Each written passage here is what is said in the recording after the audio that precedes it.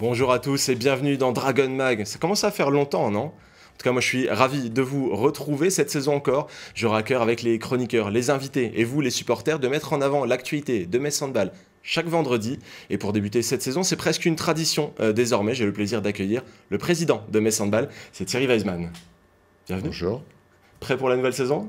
Je pense, oui. Moi, oui, en tout cas. Bon, il y en a un, je suis pas encore trop sûr, c'est notre chroniqueur du jour, c'est Arthur Carmier, il a fait un peu de VMA, je sais pas trop. Alors, je pense que je devrais peut-être passer entre les mains du staff technique de Metz Handball pour m'améliorer physiquement, mais au niveau de l'émission, je suis prêt. Il y a un nouveau préparateur physique, il faut peut-être essayer. Hein, je pense qu'il faudrait que j'essaye. En tout cas, vous vous en doutez, hein, l'actualité est très riche avant le début des compétitions. On passe immédiatement à la première mi-temps.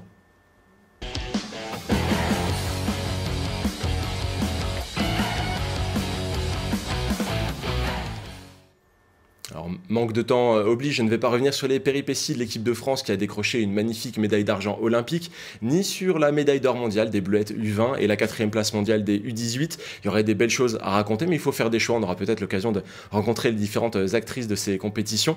Je vous propose de nous concentrer sur les Dragons, puisque l'équipe a effectué sa reprise d'entraînement mi-juillet. Ça commence à remonter un petit peu avec un groupe naturellement spécial, Jeux Olympiques oblige. Il y a eu un programme assez costaud avec plusieurs matchs amicaux, un stage en Hongrie et on va apercevoir un petit peu les résultats de ces matchs amicaux. Ils ont été plutôt intéressants avec une victoire face à Besançon, une défaite contre Győr et puis une double confrontation face à Akrim Ljubljana, une à Metz, une à Thionville. Ça a été l'occasion de faire des retrouvailles avec Anna Gross, Charastanko, Grazadi, Tamara Horacek. À défaut d'un tournoi messin cette année, président, on a quand même eu de beaux matchs et puis une belle ferveur populaire encore. Oui, du très très haut niveau avec beaucoup de joueuses présentes aux Jeux Olympiques. Donc c'était vraiment une très très belle opposition dont le résultat m'a un petit peu surpris, favorablement surpris. Je ne pensais pas qu'on était à ce niveau de préparation parce que quand vous avez Anna Gros, Tamara Horacek, Brunovic, Grazadi en face, etc. Enfin bon, ça restait un match amical, mais c'était très intéressant. Elle a été particulière cette préparation avec les Jeux Olympiques, le retour des Françaises qui s'est fait très tard, uniquement pour le stage en Hongrie, donc forcément un petit peu compliqué de créer la synergie cette année. Bien sûr. Mais bon, ça a l'air de prendre. Après, on va voir ce qui se passe ce week-end. Ça va être un test intéressant, puisque l'année dernière, contre ICAST, qui présentait le même profil, un nouvel accédant en Champions League, vainqueur de la Coupe EHF d'Europe, on avait perdu. On va voir ce coup-ci. Arthur, il y a eu ce match à Thionville qui a permis une nouvelle fois de déplacer la ferveur Metz Handball des arènes ou en tout cas du complexe Saint-Symphorien jusqu'à une autre ville du territoire et ça a plutôt bien marché. On a vu des visages qu'on ne voyait pas d'habitude et une belle ferveur. C'est toujours bien et ça fait plaisir de voir ce type de déplacement parce que ça reste un déplacement aussi court soit-il pour Metz Handball. Il n'y a pas que des supporters jaunes et bleus à Metz, il y en a dans tout le département, même un petit peu dans le 54. J'ai souvenir d'il y a quelques années des déplacements, des matchs de préparation qui pouvaient se jouer à Pont-à-Mousson. Récemment, Metz Handball s'est déplacé du côté des Tanges Grandes pour aussi faire des matchs amicaux. Ça permet d'aller à la rencontre d'un public qui n'a pas forcément l'occasion de venir à chaque match aux arènes et qui, conquis par ce type d'événement, pourrait franchir le pas et venir de plus en plus souvent. Et ça fait plaisir. Thionville, c'est aussi une ville de handball. On parle beaucoup du club de football, mais le club de handball étant N1 est un très beau club qui travaille bien. Ça montre qu'il y a une sacrée ambiance en tribune aussi, généralement. Ouais.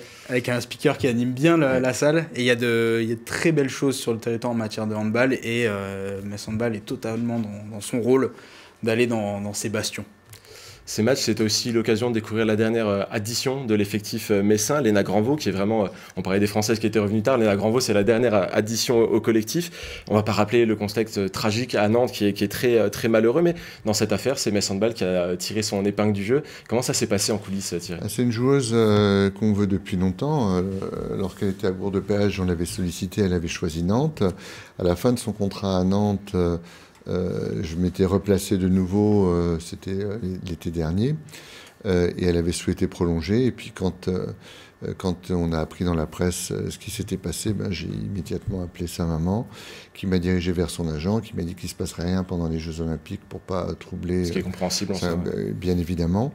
Et on s'est positionné, on n'était pas les seuls, bien sûr, et on a fait valoir nos avantages, qu'on connaît tous, hein, la qualité de l'entraînement, le projet sportif, etc. Les joueuses qui sont présentes, et on a remporté le jackpot. Malheureusement que pour 1 an, parce que je souhaitais 2 à 3 ans avec cette jeune joueuse pour qu'on ait le temps de travailler, mais bon, on verra, elle a une clause au mois de décembre pour reconduire ou pas. J'espère que l'expérience Messine sera bonne et qu'elle souhaitera continuer. Il y a quelques mois pour la convaincre en tout cas. Tout à fait. Cette histoire avec Nantes, ça fait un petit peu le pont, puisque plus que jamais, le handball féminin semble tenu à des contextes un petit peu financiers, de stabilité financière, etc. La LFH a publié les budgets de la saison, on peut d'ailleurs y jeter un œil. On va voir qu'il y a quelques petites surprises, notamment on voit Dijon qui arrive à la 3e position des budgets, ce qui montre aussi les ambitions européennes de ce club. Paris qui a peut-être un petit peu baissé au niveau des classements, mais ce qui n'empêchera pas de faire des résultats sportifs, mais Handball le prouve assez régulièrement qu'en n'étant pas le numéro 1 du classement, on arrive à faire des choses.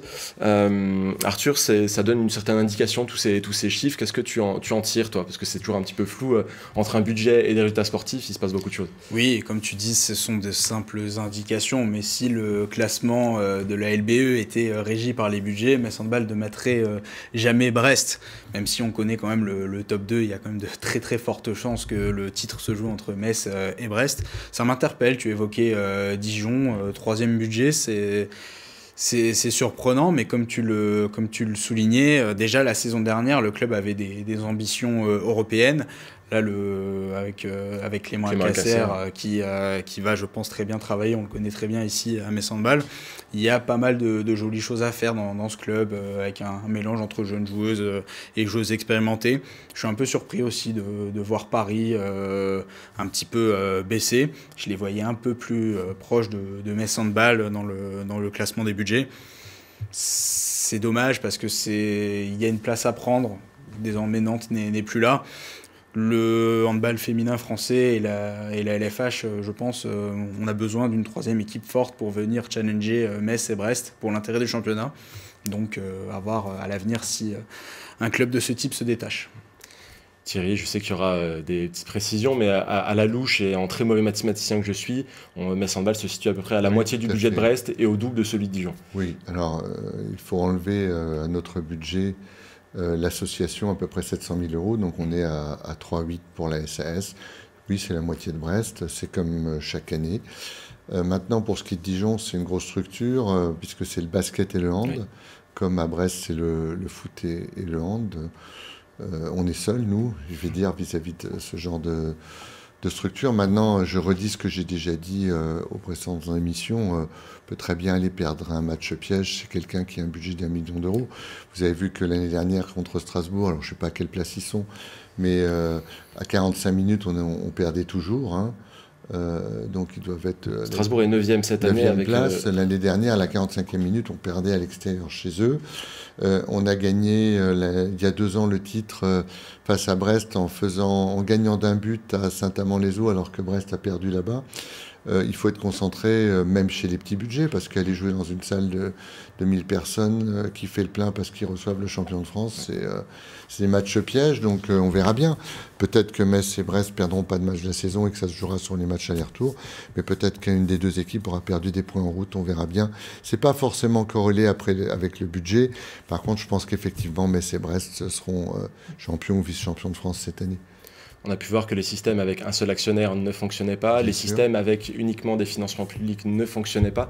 Aujourd'hui, où en est Metz Handball avec le passage en société qui commence à dater de quelques années désormais sur son équilibre? Le passage en société est la plus mauvaise chose qui nous soit arrivée. On paye les arènes, on perd la TVA sur plein de choses, on a du mal à utiliser les bénévoles sur le secteur marchand. Donc c'est une plaie qui n'est pas du tout adaptée au handball féminin. C'est peut-être adapté au foot, au rugby, j'en sais rien, mais pas au handball féminin. On va laisser les chiffres et les budgets de côté. Nous, on aime bien le sportif. Et plus récemment, mardi, il y a une partie de l'équipe qui était à proximité de Paris pour la conférence de rentrée de la LFH. C'est un événement qui a permis de remettre en main propre les trophées individuels de la saison passée.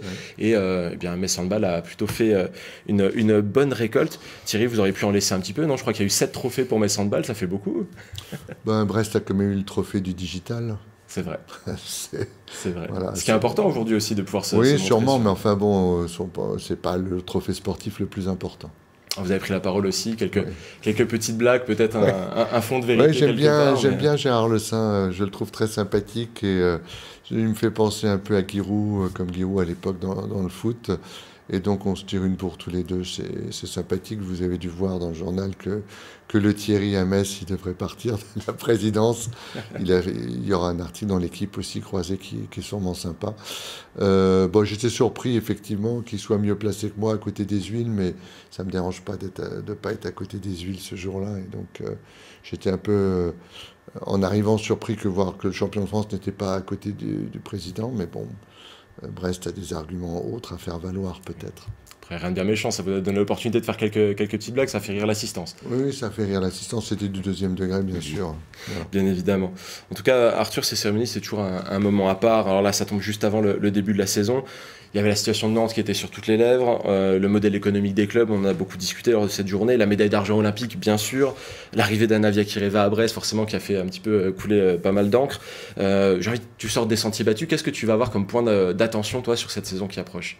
Outre évidemment que Metz Handball, ce club qu'on chérit tant, et cette course au titre supposée avec Brest, outre les clubs qu'on a cités qui pourraient les challenger, j'ai envie de voir ce qui peut se passer en bas du classement, quelle équipe va créer la surprise. L'année dernière, c'était un petit peu Plan de Cuc qui est venu se glisser dans la course au milieu, haut de tableau, même si là le budget de Plan de Cuc a augmenté. Mais bon, tu as cité quelqu'un. Parce que c'est quelqu'un, c'est Olivier Crumbles qui a disputé ses derniers Jeux Olympiques avec l'équipe de France. Il n'est pas parti sur la plus belle des médailles, mais ça reste quand même une médaille d'argent formidable dans des Jeux Olympiques qui ont, je pense, été exceptionnels pour tous les Français. Et c'est une grande page du handball français qui se tourne. Est-ce qu'il va continuer jusqu'à l'Euro ? Je ne sais pas, c'est peut-être pas parti pour, mais bon, sait-on jamais. Avec Olivier Crumbles, on sait que c'est un soldat du handball français. S'il doit garder cette équipe jusqu'à l'Euro, il le fera.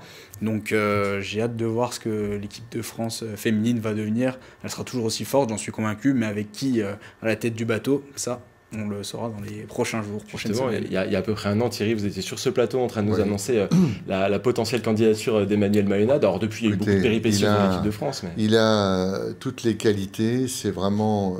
les handballeurs, les gens qui connaissent le milieu du handball savent qu'il est légitime après Olivier pour poursuivre. Il est travailleur comme lui, il est rigoureux comme lui. Il a la passion de ce sport-là. Il a 19 ans d'entraînement dans le handball féminin. Personne d'autre, à part Olivier, ne peut prétendre à la même chose. Il a été champion du monde avec la Hollande et surtout, il est adoré des joueuses. Il a formé la majorité des joueuses. Donc je ne vois pas ce qui empêcherait, je ne vois pas d'autres candidats plausibles, en tout cas légitimes, à part... pour des raisons extrasportives que je ne maîtriserai pas. On a aussi discuté du fait que le fait qu'ils soient engagés en club pouvait poser un problème à la fédération. Aucun, puisque j'ai signalé au président qu'une solution de remplaçant était d'ores et déjà prévue. J'ai qu'à appuyer sur un bouton pour avoir la signature du successeur qui serait un grand entraîneur étranger qui a l'expérience. Ça, c'est une information... Tout est organisé, le cas échéant. Voilà. Donc le prétexte de priver Metz d'un entraîneur pour l'année prochaine de la part des gens qui choisiront la Fédé, j'ai pas voulu leur laisser cette sortie possible. Ils le savent, tout est organisé le cas échéant. Wow. On va marquer une pause ici dans l'émission. Ce Dragon Mag a été enregistré avant que l'annonce de la nomination de Sébastien Gardiou n'ait eu lieu. Par conséquent, une partie de ces échanges est un petit peu caduque. En revanche, j'ai pu m'entretenir par téléphone avec Emmanuel Mayonnaud avant qu'il ne prenne l'avion vers Storhamar. Je vous propose d'écouter un extrait de notre échange. Vraisemblablement, je n'ai jamais eu l'oreille ou l'attention du décideur ou du président de la fédération. Donc, je n'ai jamais eu un seul contact, quoi. Certains m'avaient à tort vraisemblablement positionné en potentiel candidat, mais... Je ne sais pas s'il y a eu une ouverture de poste, je ne sais pas si les choses sont discutées, je ne sais pas s'ils ont reçu des gens. En tout cas, effectivement, je n'ai jamais été sollicité. Maintenant, c'était devenu, pour moi, depuis l'annonce, je pense, officielle d'Olivier sur son retrait, ça me trottait dans la tête depuis quelques mois peut-être. Et effectivement, c'était devenu... un objectif.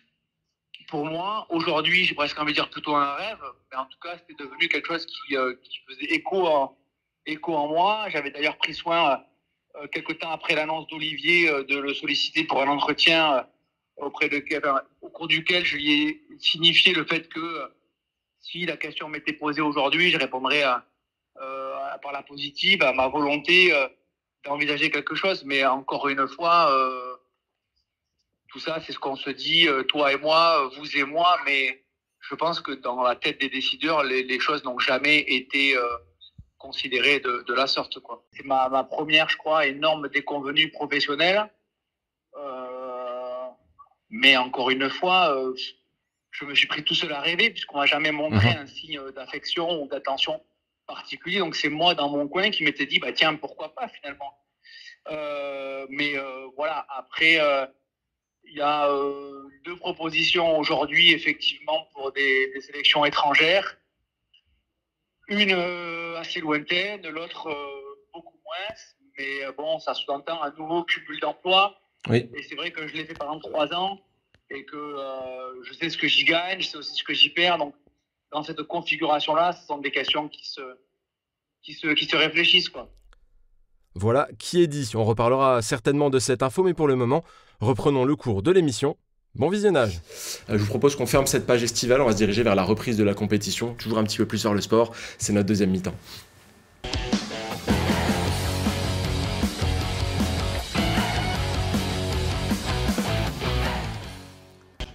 Et avant d'enfiler les jupettes, de reprendre les ballons, eh bien, mercredi, Metz Handball a effectué sa traditionnelle présentation d'équipe et c'était une toute autre tenue qui était à l'honneur. C'est toujours un moment à part qui marque les esprits chaque année et aucun autre club n'a su l'émuler. Il y a eu quelques tentatives par-ci par-là, mais Metz Handball reste bel et bien le détenteur des plus belles soirées de présentation, en tout cas de celles qui marquent le plus les esprits. Après la Moselle, la cathédrale, l'hôpital, l'opéra-théâtre et j'en passe encore d'autres, les Dragons ont cette fois arpenté les rues de la ville en voitures anciennes et tenues d'époque. Un reportage vaut mieux que 1000 mots et Colline d'Expert y était pour nous.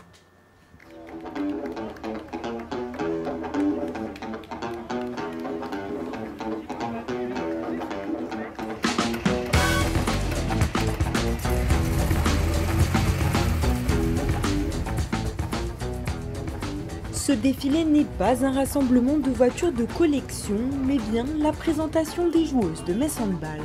À bord de ces véhicules, les Dragons arpentent les rues de Metz, de la République, jusqu'à la célèbre cathédrale, sous les yeux conquis des supporters. J'en aime bien plein, donc pour tout le monde, on va dire. Nos jeux étaient magnifiques. C'est toujours sympa, chaque année le président fait quelque chose de très cool. Le président Weissman a encore rivalisé d'ingéniosité pour trouver une super soirée. Après le ski nautique, il est arrivé en scooter cette année. On l'arrête jamais. C'est cool parce qu'on voit les joueuses, les tenues, on se retrouve tous entre supporters, c'est sympa. Je pense que ça met un bon niveau sur cette saison qui va arriver et qu'on espère génial. Le défilé s'est passé dans toutes les rues piétonnes et ça c'était sympa. Les nouvelles recrues se sont donc prêtées au jeu, l'occasion pour certaines de retrouver une ville qu'elles connaissent déjà bien. C'était génial, ça fait bizarre d'être dans des anciennes voitures comme ça, il y en avait de très très belles et plus ou moins anciennes et franchement c'était un honneur. C'était important de retrouver des visages connus, c'était marrant. Beaucoup de monde m'ont dit oh bon retour Laura, contente de te revoir et c'est vrai que ça fait chaud au cœur de voir que finalement personne m'a oublié et que les gens sont heureux de mon retour, ça me touche énormément. C'est aussi un moment de cohésion où on échange, c'est un petit moment de team building je dirais un petit peu où on se retrouve dans des contextes qu'on n'a pas l'habitude. Pour certaines joueuses, elles n'ont pas l'habitude de ça, des étrangères, c'est nouveau. Ça nous permet aussi d'échanger et de rire tout simplement. Ces arrivées, remarquées et remarquables, sont désormais une tradition, véritable signature du club de Metz Handball. L'idée c'est quand même de faire participer les Messins, de montrer notre ville, de ne pas faire un truc dans un resto dans un coin, en catimini. Voilà, je trouve que c'est très sympathique que tout le monde participe à la fête. Les voitures anciennes, c'était pour l'élégance. Je voulais montrer que Metz Handball est une très belle équipe à tous les sens du terme. C'est juste magnifique ce qu'on a autour de nous. Je pense surtout à la ville qui mette tout ça en place pour nous. C'est juste trop bien. Et tous les gens aussi qui se déplacent parce que mine de rien, sans eux, ça serait un peu ridicule de faire ça sans personne. Donc je les remercie juste tous d'être venus. Présenté également au public ce soir, le nouveau bus des joueuses, ainsi que les maillots de cette saison, remplis de clins d'œil au monument de la ville de Metz. On a entendu Chloé qui avait un petit peu peur d'être toute seule dans les rues de Metz. Alors c'est pas du tout ce qui s'est passé, il y avait bien du monde. Thierry, heureux de cette nouvelle soirée de présentation? Je suis surtout content quand c'est fini. Parce que c'est un stress un peu. Un challenge d'organisation de rouler effectivement dans des rues piétonnes pour qu'il n'y ait pas d'accident. Les motards, la police, on prend les rues en sens inverse. Et je suis très très content quand c'est fini. Il y a un véhicule qui est tombé en panne. On a toujours peur qu'il y ait des petits soucis. Et ouais, je crois que c'est Paris gagnant encore une fois et qu'on est monté en gamme par rapport au bateau. Tout ce qu'on a fait les années d'avant, c'est super. Vraiment, ça permet de faire le buzz, de faire parler de l'équipe et puis de montrer qu'on est vraiment très très proche de notre ville et non seulement de nos supporters, de notre partenaire, mais des Messins de façon générale. Arthur, on sait, alors peut-être qu'elles ne le disent pas au président, mais certaines joueuses, avant l'événement, se disent « Ah, c'est peut-être un peu too much ». On sait qu'Emmanuel Mayonade préférait du repos, de l'entraînement et à l'approche des compétitions. C'est dur à convaincre. Mais finalement, une fois sur place, une fois que l'événement est lancé, ça fait à chaque fois l'unanimité et tout le monde est extrêmement heureux, que ce soit joueuse, entraîneur, supporter, ça marche à tous les coups. Et moi j'adore ça, déjà le style qui a été utilisé cette année, j'adore. Je pourrais jamais dire que c'est too much et c'est un moment à chaque fois, c'est génial. Parce que y a cette communion avec le public qu'on ne retrouve peut-être pas forcément ailleurs. On va à la rencontre des Messins et des Messines. Et c'est une manière aussi de faire parler du club auprès de personnes qui n'ont peut-être pas l'habitude de fréquenter les arènes de Metz. Et ça peut encore amener des gens à venir découvrir ce club parce que il y en a encore. Il y a encore des personnes à aller conquérir. Et je pense que déjà avec ce type de présentation, les personnes sont conquises, ça va les inciter à venir aux arènes de Metz. Maintenant, avec le seul petit bémol, c'est pas un bémol, ça va être une question au président. Comment vous allez faire pour être encore une fois inventif l'année prochaine? Parce que le ski nautique, c'était bien. On a fait l'eau, on a fait la terre, il reste l'air. Voilà, on va voir ce qu'on peut faire. Il faut appeler la patrouille de France déjà ou Je sais pas. On va apprendre aux filles à sauter en parachute. Bon, il reste quand même une piste montgolfière quand même. Ouais, difficile de pouvoir être présent près des supporters. Il faut mettre les supporters dans les montgolfières également. Il faut les amener ailleurs. Allons-y. On verra. Allons-y. On va être attentif à ça. On va noter en tout cas peut-être l'air pour l'année prochaine. Je vous propose désormais de passer à la compétition, la vraie, puisqu'elle va reprendre dimanche avec un déplacement à Storhamar en Norvège. Si vous avez suivi la saison de Champions League l'année dernière, vous ne les avez pas vues. C'est normal. Elles étaient trop occupées à remporter l'European League à la manière d'ICAS finalement la saison précédente. On l'a dit tout à l'heure. Arthur, ce déplacement de reprise, il a un petit peu tout d'un piège. Ouais, c'est rare de reprendre la saison comme ça directement sur un match de Ligue des Champions. On a eu l'habitude de voir un match de championnat entre guillemets pour s'échauffer, même si ce n'est jamais de l'échauffement, la compétition. On rentre tout de suite dans le bain, dans le vif du sujet, après une préparation estivale écourtée à cause des Jeux Olympiques. Donc on peut s'attendre à voir deux équipes qui se cherchent encore un petit peu. Mais un premier déplacement comme ça, chez une équipe, comme le disait le président en début d'émission, un petit peu du profil d'ICAS qui avait remporté la C2 la saison précédente, qui a un nouvel accès dans la Ligue des Champions, c'est un petit peu piège. Donc à voir, Metz Handball a l'air avancé dans sa préparation, de ce qu'on a vu sur les matchs amicaux. Mais encore une fois, la compétition, ce n'est jamais pareil. Il faut noter que Storhamar a battu Vipers sur un match de reprise aussi en championnat. Ce que Mathieu dit, Storhamar a battu Vipers, et surtout c'est une équipe qui a très peu changé. Donc qui a l'habitude de jouer ensemble, contrairement à la nôtre. On verra bien. Justement, est-ce que c'est ça un petit peu le piège? C'est 16 joueuses qui savent très bien jouer ensemble, qui ont gagné la saison dernière, qui ont déjà quelque chose d'efficace, avec Metz Handball qui est peut-être encore un tout petit peu en rodage, notamment en raison de la perturbation. Incontestablement, et puis en plus une équipe de Metz Handball habituée au Final Four, c'est un challenge pour Storhamar aussi. De battre une équipe comme ça. Thierry, la saison dernière, Metz Handball était aux alentours du 10e, 12e budget de Ligue des Champions. Donc c'est, on le rappelle encore une fois, miraculeux, ou en tout cas une performance incroyable que d'arriver jusqu'au Final Four et de se classer aussi bien. Comment est-ce que Metz Handball va se situer cette saison? Quelles sont les ambitions affichées? L'ambition à Metz chaque année, c'est d'être champion de France, peut-être vice-champion, j'en sais rien, mais enfin champion. La Coupe de France, j'ai dit pourquoi c'était important, c'est la fête du handball Français, c'est important d'y être aussi. C'est un peu une récompense de fin de saison. Et puis après, l'objectif principal, c'est de retourner au Final Four et de faire mieux, parce qu'on est tous quelque part déçus. Quand on dit que l'objectif, c'est d'y aller, c'est bien, mais c'est vrai que les filles et le coach avaient vraiment envie de faire beaucoup, beaucoup mieux, et qu'on est passé à côté. On le sait tous, on peut tous le dire, et on a envie d'y retourner pour tenter de faire mieux. Voilà. Je rebondis sur la Coupe de France, qui est la fête du handball. La saison dernière, beaucoup de personnes étaient un petit peu déçues, pas de la fête sportive, mais de la fête autour du terrain. C'est un événement qui n'avait pas marché aussi bien qu'attendu et qui n'avait pas forcément rassemblé. Une nouvelle formule, est-ce qu'il y a des attentes? C'était déjà pas à Bercy, je crois. C'était dans une salle qu'il fallait essayer avant les Jeux Olympiques, donc c'est peut-être un peu pour ça que...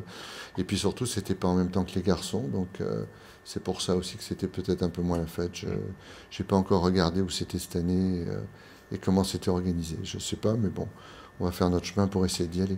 On va suivre les modalités. En tout cas, on espère qu'on retrouvera la fête qu'on a déjà pu connaître par le passé, tout en incluant, bien sûr, c'était la première fois, mais les parasports, etc. On va espérer que ce soit toujours une fête aussi de ce côté-là. Mais il y a peut-être une nouvelle formule à trouver pour garder le bel événement. En tout cas, le prochain match des Dragons, ce sera à domicile, mercredi. Un retour aux arènes qui est très attendu par tout le monde, moi y compris. Je ne vais pas vous le cacher, puisque tout simplement, ce sera aussi une rentrée sur Moselle TV. Nous diffuserons le match en direct et je compte bien sûr sur vous pour être au rendez-vous mercredi face à Toulon. On approche déjà de la fin de cette émission. Donc, comme je vous l'ai dit, on se retrouve mercredi pour le match, vendredi à 19h pour un nouveau Dragon Mag. Comme je l'ai dit en début d'émission, c'est toujours un plaisir de pouvoir accompagner les Dragons saison après saison sur ce plateau. On viendra également à votre rencontre. Soyez prêts, si vous voyez une caméra de Moselle TV, on sera là. Allez, à la semaine prochaine.